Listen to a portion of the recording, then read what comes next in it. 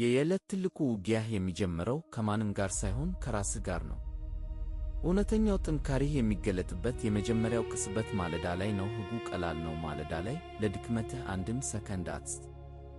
አንተ የማንቂያ ደወልህን ስታጠፋ የውስጥህ ድክመት ወዲያውኑ ይነሳል። ከትንሽ ልቆይ እኮ ዛሬ ብቻ ይሁን። ይህ ቅጽበታዊ ፍልሚያ ነው። ራስህን እንድትለምን ያደርግሃል። ይህ የአእምሮ ውጊያ ቀኑ ከመጀመሩ በፊት ያደክምሃል። ድክመትህን ለቅጽበት ስትፈቅድላት የቀንህን ሙሉ ሥነ-ሥርዓት ትሸልማታለህ።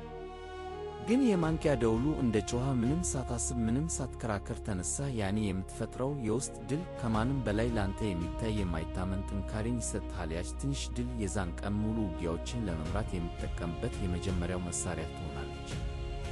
ይህ ስለ መነሳት ብቻ አይደለም። ይህ ስለ መቆጣጠር ነው። ስለ ራስህ በላይ የመወሰን ሥልጣንህን ማስረገጥ ነው። ያ በዝምታ የምትሠራው የጠዋት ድል የማይናወጥ ሥነ-ሥርዓትህን መሠረት ይጥላል። አስታውስ፣ ማለዳ ላይ ለድክመትህ አንድም ሰከንድ አትስጥ።